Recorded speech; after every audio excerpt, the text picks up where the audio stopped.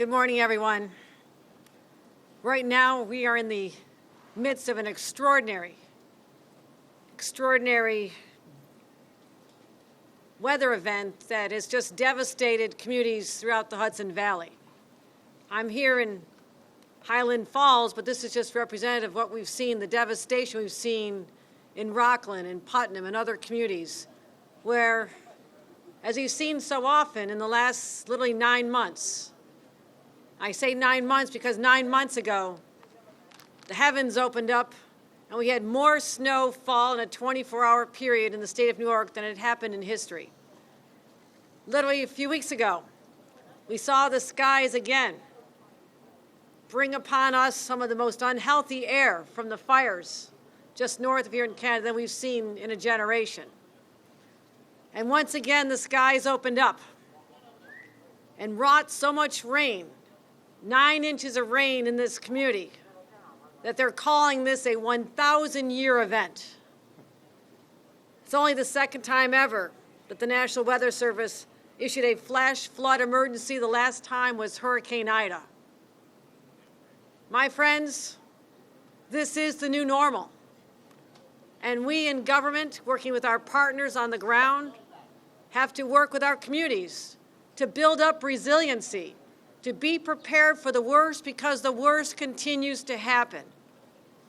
You only need to walk through the streets and see the pain in people's eyes as they describe to me their loss, their fear, their anxiety.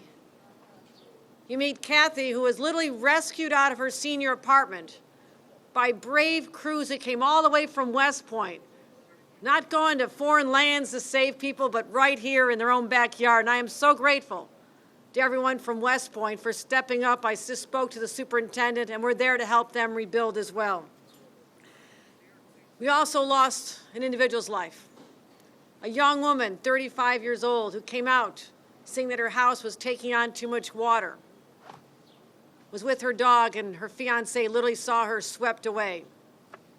Terror, devastation, right here, less than 24 hours ago.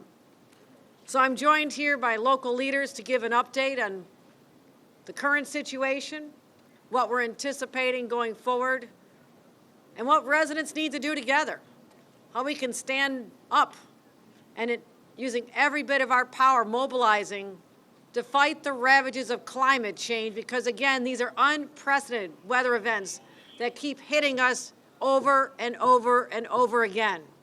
So we must change our behavior as a planet, as a country, as a state, and in our own homes. And we're going to continue that conversation in earnest because we have to know that we have to do everything in our power to protect our citizens. I'm joined by Orange County Executive Steve Newhouse. He's done an amazing job. I appreciate his coordination. Our teams reached out even before the first rain fell, and he was ready on the ground, and he'll describe what his teams went to, but I'm grateful to all of them.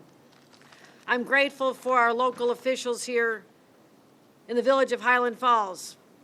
The mayor has joined us, Mayor Onofrio. We also have our Town of Highland Supervisor, Bob Livesey. Our local officials, mayors, supervisors, town board members, they're really the front line when an issue like this happens because these are their neighbors. This is where they live. Also grateful to have the strong support in this moment of need of our state senator, James Skoufis, who's joined us, and State Assemblyman Chris Ekus. Both of them are going to continue to be on the ground, providing all the resources we can make available from the state. I also want to commend the most incredible team of people who are, unfortunately, so experienced in everything from ice storms in Ulster last year to the blizzards in Buffalo to the unprecedented weather event creating unhealthy air, and again, once again, the flooding. Commissioner of Homeland Security and Emergency Services, Jackie Bray, I thank you 1,000 times over for your dedication and the training that you and your members have gone through to be able to help us respond in these times of crisis. DOT Commissioner Retramis Dominguez, again, we have been through so many battles together, and now her teams in real time are assessing literally whether or not there's roads and bridges and culverts that have been compromised despite the fact that they may look clear for passage, and they worked through the night to make sure we could bring these streets to some sense of normalcy, because people needed to get to hospitals and doctors and get to their jobs, and they worked tirelessly.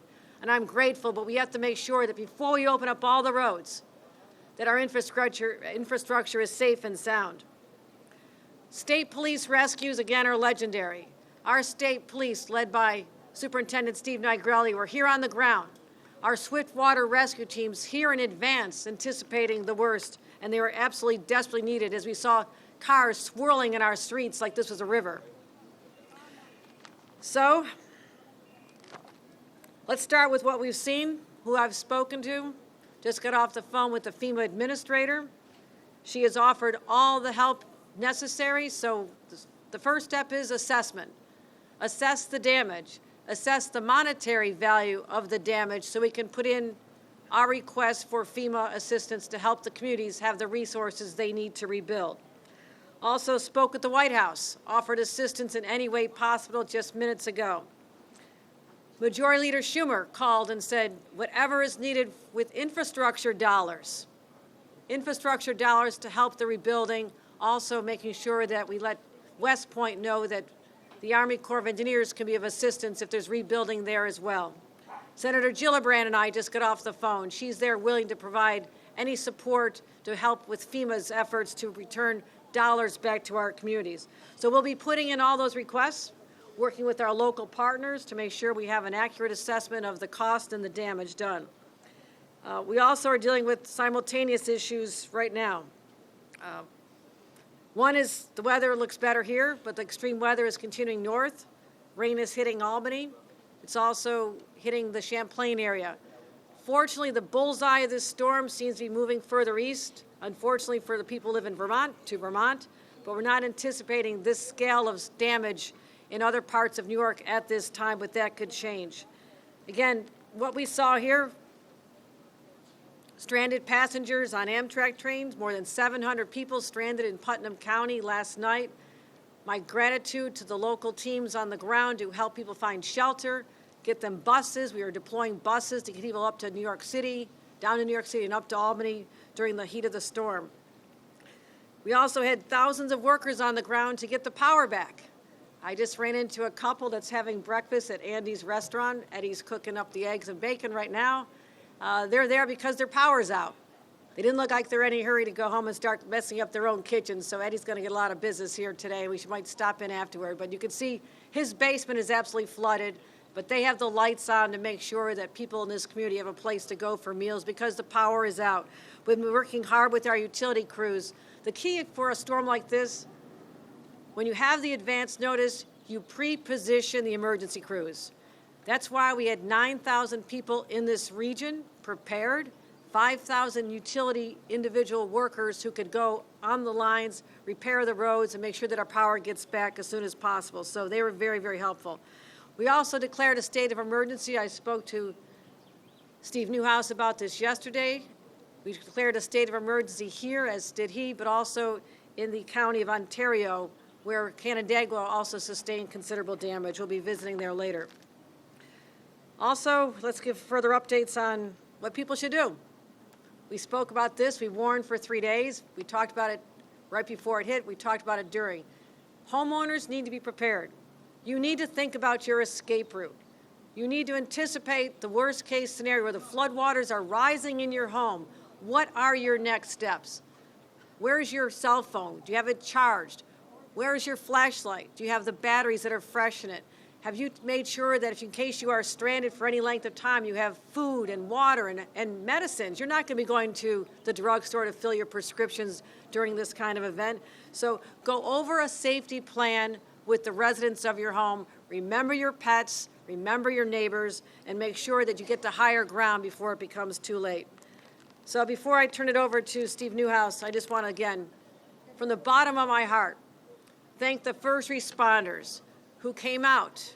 And as much as it looks clear today, this was a frightening, life-threatening experience that they just came through.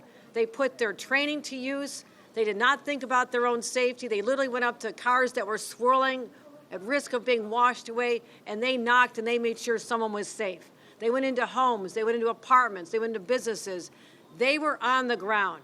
So from the community level on up to our state resources and our state teams, thank you. Thank you for making a dire situation. As bad as it was, it could have been far worse had we not been ready, had you not been here on the ground, and all the rescue efforts that were underway. So again, when you see the water on a street, don't assume you can drive through it. That is the number one reason people die during a storm, is because they drown in their vehicles. 2 feet of water, 2 feet of water, which doesn't seem like that much, is enough to sweep a car away, and that's exactly what was happening here just yesterday. So abandon your vehicles if that happens again. But we've seen a lot, we've been through a lot, but this community and this region is resilient. They will build back, and we'll be there with them every step of the way to make sure they have whatever is necessary to gain some sense of normalcy after this incredible shock to this region. So with that, I want to turn the opportunity to speak and address his concerns and what his teams did over the last 24, 40 hours to our County Executive, Steve Newhouse. County Executive.